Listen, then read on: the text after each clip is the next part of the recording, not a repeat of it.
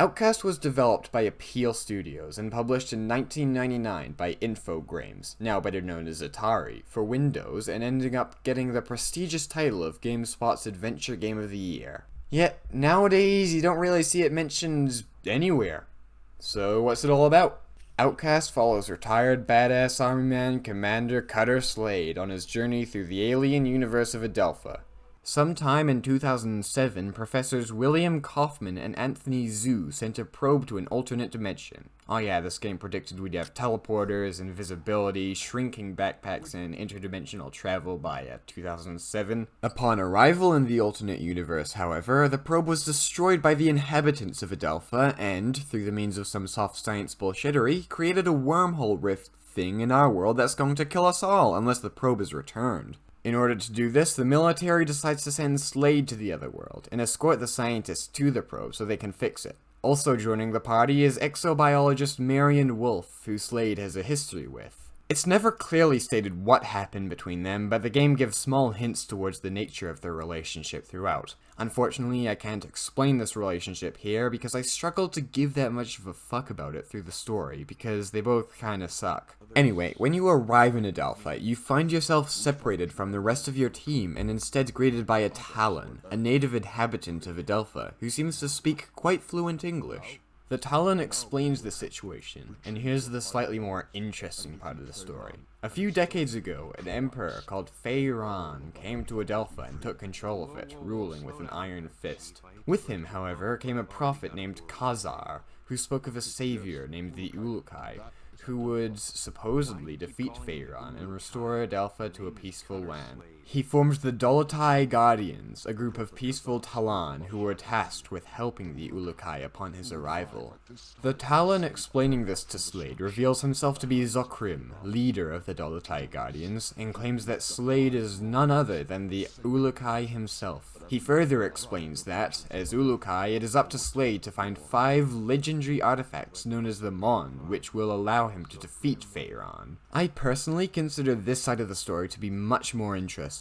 The lore of Adelpha and its lands are much more engaging than a bunch of assholes who all hate each other, and the plot of one man fighting against an entire empire, while maybe not as original, is still much more understandable and easy to grasp than some science fiction nonsense about a wormhole. And Evil Empire, no matter how overdone, is still more original than the Earth being destroyed. Of course, these plots do sort of combine later on, but we'll worry about that later. Your primary objective right now is to find the 5 Mon. You can acquire them in any order, and there's one in each of the 5 regions of Adelpha. Shamazar, a sort of farmland region with temples, Talanzar, a massive desert city, Motazar, a mountainous mining region, Okasankar, a fishing region, and Okar, a forest land with next to no Talon inhabitants, apart from soldiers.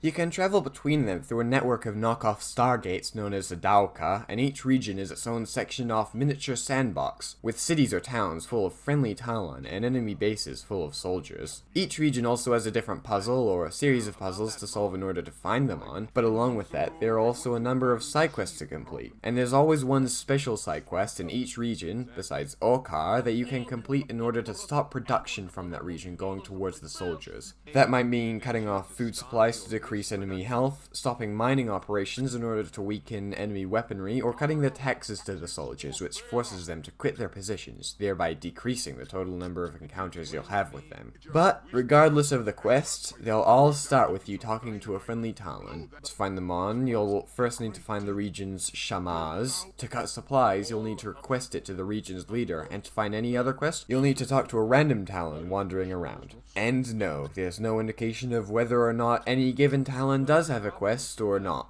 Anyway, after you find the Talon in question and speak to them, they'll either give you a bit of information on what it is you're looking for, tell you exactly what you need to do, or just tell you to find someone else, who will probably tell you to go find another someone else. Mingling with the Talon is actually quite a big part of the game, especially in large regions such as Talanzar. And while it's not particularly riveting, especially with the player's infernal movement speed, it helps to pace out the game's action and puzzles. But we should still talk about the game's action and puzzles. It can be played in either first or third person, but whenever there was combat, I'd always switch to first person, since it's almost exclusively ranged combat, and this was before the invention of over-the-shoulder shooting, meaning you may as well stick the gun to a roulette wheel and spin it until the ball hits the trigger, and with how little damage the starting pistol does in this game, you may as well be replacing the gun with a fucking pen and trying to launch it out by pushing it against the desk or some shit, but where the pen's tip is always retracted, so it just flops over because you're a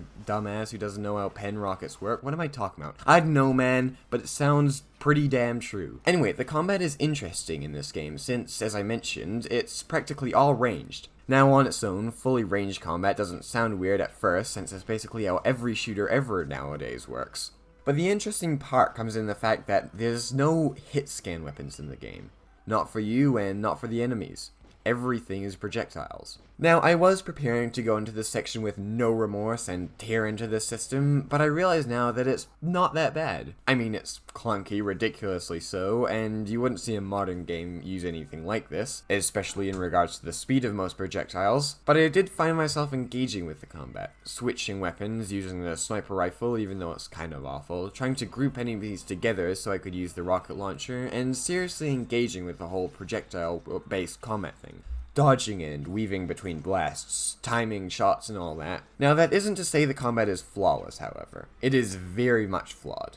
The combat only really starts getting good when you start getting and upgrading your weapons, but you can only get weapon and weapon upgrades in the second area of the game, Talons are, so unless you go there early, you're stuck with a level 0 pistol and its 6 bullet clip for all of Shamazar. Oh yeah, level upgrades are also a thing too. Each gun has 3 levels, from level 0 to level 2. Most of these are basically just incremental changes, like increasing the pistol's clip size or increasing the time an enemy will stay knocked out, etc. But there are 2 which are notable. The level 1 machine gun, which fires shotgun shells for some reason. Whatever, it's 2007. They probably invented shot machine guns by that point. And the level 1 or 2 mortar guns. That one's pretty weird, actually. At level 0, the gun fires these shitty little mines that you never use, but at level 1, they're swapped out for grenades, and at level 2, they become impact grenades. For some reason, though, you can only fire this gun in this weird upwards arc that's so sharp you're practically firing it at yourself. Not great for a gun that fires grenades, but definitely a poor choice for landmines. I don't know, I just thought it was interesting. What's really interesting, though, is the level 1 machine gun. Level 0 is alright, but it's nothing more than a slight upgrade from the pistol.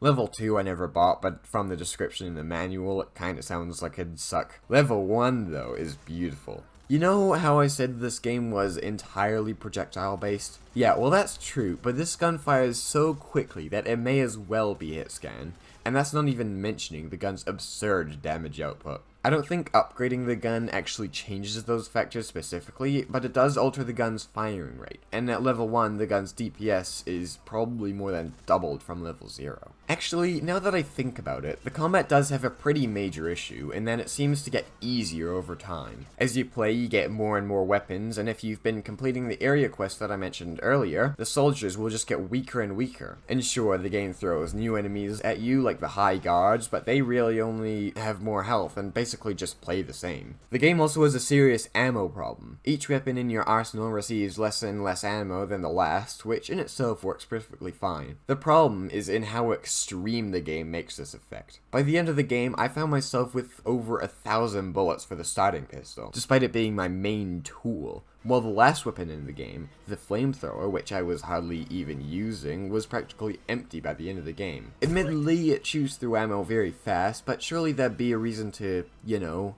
give more of it, right? Anyway, I should probably mention that there is melee combat in the game. When you get close enough to an enemy, they'll swing at you, and most of the wild animal enemies in the game use exclusively melee. You also have some melee capabilities in your ability to throw out a few punches. This can actually be slightly overpowered against a single opponent since it stun locks them, but against any more than that, and it's pretty much useless. Oh, there's also a stealth system in the game. I found this interesting since development of the game began according to the manual in 1995, meaning before MGS, Thief, or Tenchu, the games that sort of codified the genre. So either the team had come up with a stealth system before any of these games, perhaps borrowing from the early Metal Gear games and iterating and building on their design philosophy, or the game was heavily influenced by Metal Gear Solid, and in the last 10 months of development, a stealth system was precariously balanced upon the janky house of cards that was this game. And if I had to guess, I'd probably say it was the latter due to the game's similarity in its approach towards stealth as MGS. Also because the system, well, it kinda does feel like the sort of thing you'd cram in the last quarter of development. In other words, the stealth's kinda shit. I honestly stopped bothering with it after the 50th time an enemy used X-ray vision in order to alert all his dumb friends to my exact coordinates. Yeah, I could have used one of the many temporary invisibility items I'd acquired over the course of the game, but why would I use up one item I'd hardly ever need again when I could use up hundreds of items that I most certainly will need again? So, yeah, in conclusion, the combat's not bad. But enough about that, let's turn our attention to the game's puzzles. The game has a number of these, and they can come in many forms. There's a couple that follow the tried and tested method of find a number of items and put them in the right order. Others involve an NPC telling you about an item that they and or you want and telling you the location of said item. And some, if you can really call these ones puzzles, involve going around talking to NPCs as discussed earlier. I'm grouping these under the umbrella term of puzzle as well, since there is really no better way for me to describe them. Oh yeah, there are also some that involve placing down an explosive and detonating it to destroy something. The biggest difficulty with these puzzles is basically just finding the spot where the explosive will destroy whatever it is you're trying to destroy. Anyway, the best puzzles, and by far the smallest in number, are the ones that involve finding certain items and organizing them in a certain order. There are only 3 of these that I can remember, but they're all pretty enjoyable. First is the one in Shamazar, where you find 4 items known as spirit idols. Each one corresponds to one of the 4 elements, and there's also a temple for each of the 4 elements in the region. So, pretty simple puzzle, right? Just put each of the spirit idols in its corresponding temple and you're good to go.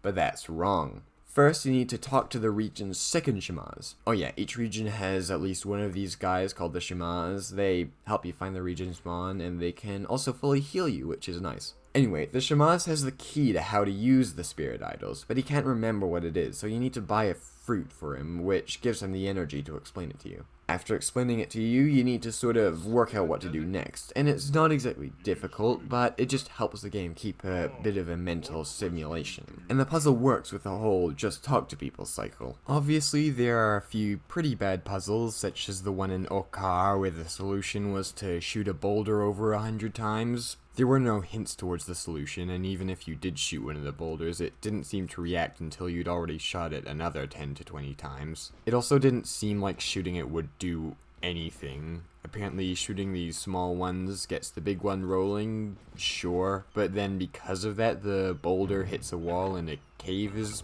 revealed. It just doesn't make sense to me.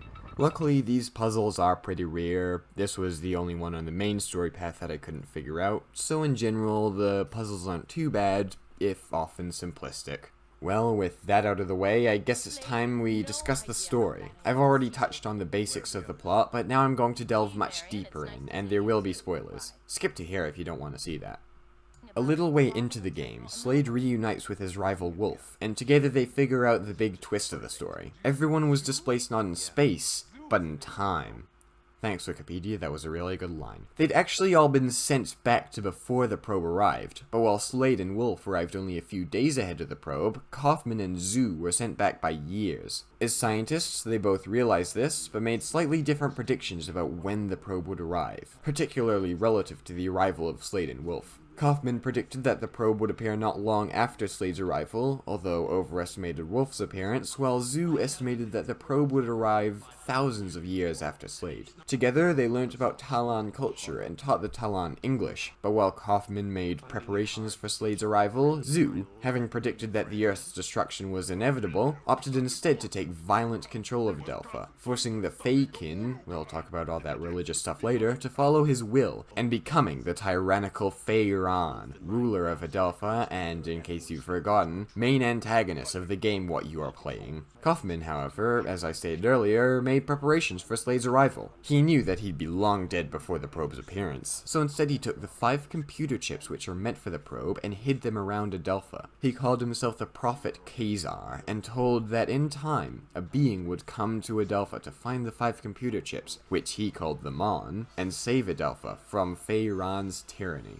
A bit presumptuous of him to assume that when Slade arrives, he would want to stop Feyron, but he kind of forces Slade's hand in that regard by making a tape of himself explaining all of this, that Slade would only be shown if he truly was the Ulukai, i.e. was already trying to stop Feyron. I mean, what if he just wanted to close the rift? Go home, take a sip of whiskey, and go to bed, huh? Anyway, Slade and Wolf learn about this and incite a revolution among the working class of Adelpha to rise up against Feyron and to secure the final Mon, which is hidden securely inside his castle. They raid Feyron's palace. Slade has a boss fight with Croax, the commander of Feyron's armies, who I forgot to mention, while Wolf locates the Mon. Finally, they both make it to the top of the castle in order to finally confront the mad scientist, but when they arrive, he kills Wolf, and she dies in Slade's arms. And they'd only just been able to get over that thing that happened in the past that I didn't care about. Anyway, before Slade and Zoo can have a throwdown, the earth begins to shake, and the entire castle begins to crumble. Slade barely manages to escape, but Zoo is crushed in the destruction. The probe has arrived, and as Slade prepares to leave, he's told that the castle's destruction was not the doing of the Dalatai Guardians, but supposedly by Adelpha's gods, the Yods. Yeah, nice one, guys, you changed one letter. Throughout his journey, Slade, a devout atheist, I'm assuming, doubted the existence of the Yods, but now, suddenly, he isn't so sure. There's a lot of lore in this game, and not just for the Talons and Adelpha. In fact, they really get the short end of the stick in terms of lore. The four main characters, though, get fucking pages of history. Well, 1 or 2 pages, but that's more than the fucking religion of Adelpha. It also explains that thing that had happened between Slade and Wolf, but I'm not going to explain it here because I still don't care. But just know it was sort of dumb and involved a cameraman getting fragged by gravity, which is pretty cool. Also, apparently Slade's parents are socialists or something, which is why I assumed he was an atheist. Anyway, despite it taking up 6 whole pages of the manual, it's honestly not that interesting and not really relevant to the plot, which is why I find the lore of Adelpha itself much more intriguing. Basically, there are 4 Yods, or gods of Adelpha, once again, nice work changing one letter, and each represents one of the 4 essences: Earth, or Ganda, Fire, or Fey, Water, or Eloi, and Air, or Ka. Every Talon is assigned one of these essences at a young age by something known as the Essence Stone.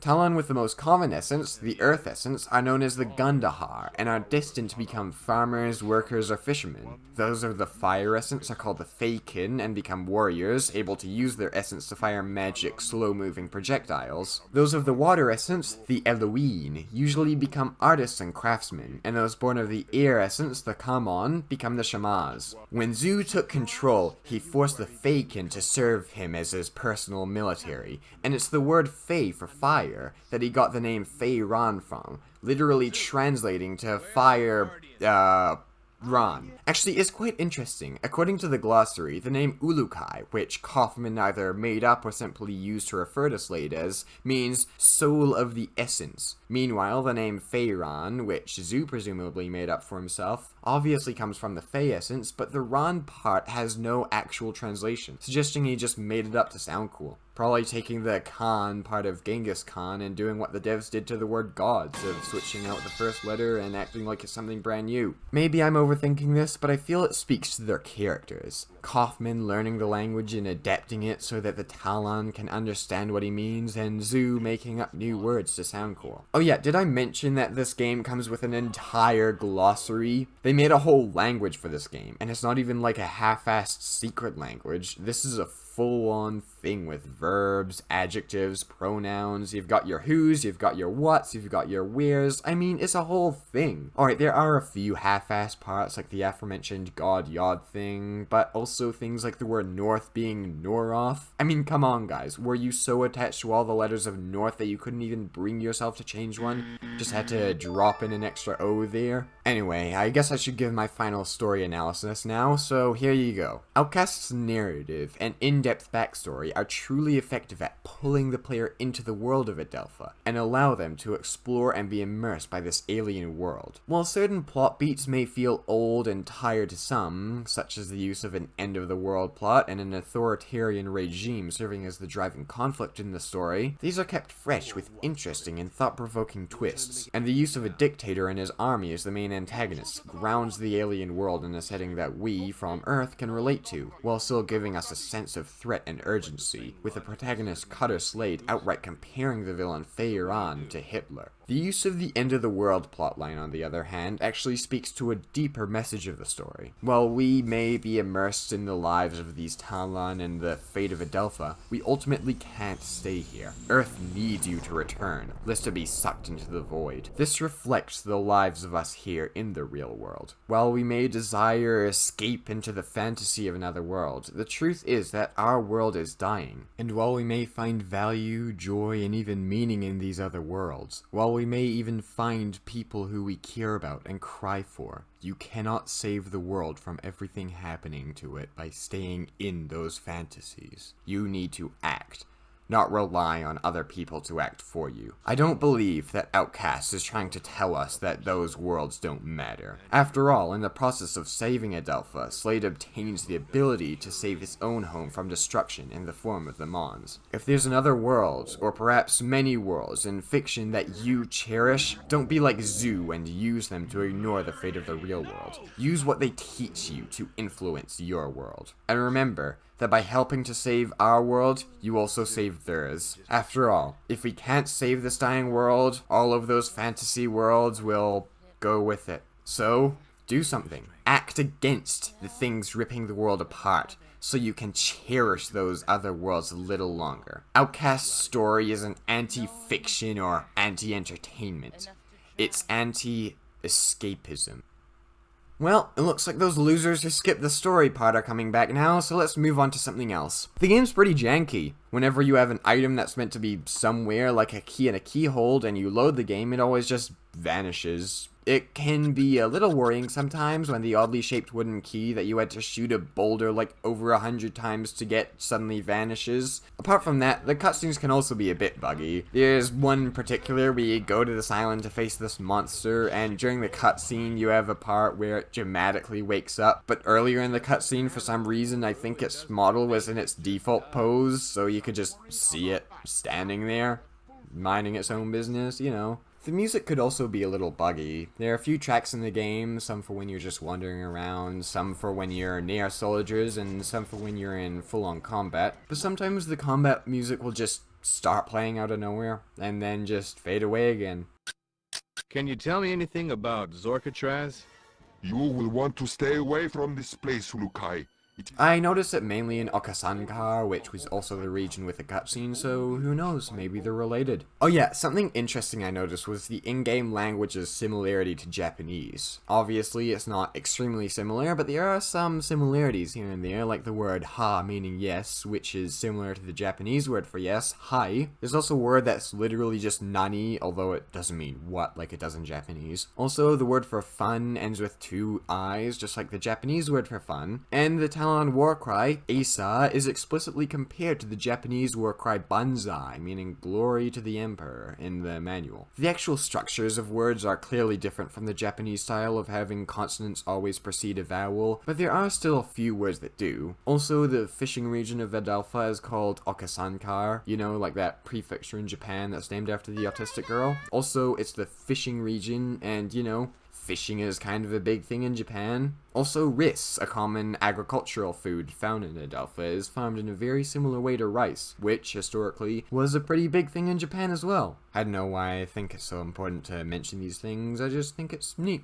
Outcast isn't perfect. At all, really. In fact, when I started playing, I felt the game was kinda shit. But not all of that shittiness came from bad design, but simply from ideas and concepts that, in this day and age, just aren't that popular. The game experimented with a truly free world, one that you could roam all the way through, where you could thwart your enemies and befriend the locals. There are a lot of things in Outcast that are frustrating. Annoying mechanics, esoteric puzzles, and clunky combat encounters, to name a few. But somewhere between all of that is something utterly unique and surprisingly immersive. When playing the game, I'd sit at my desk, turn on my computer, and get ready to play that annoying game for that stupid video.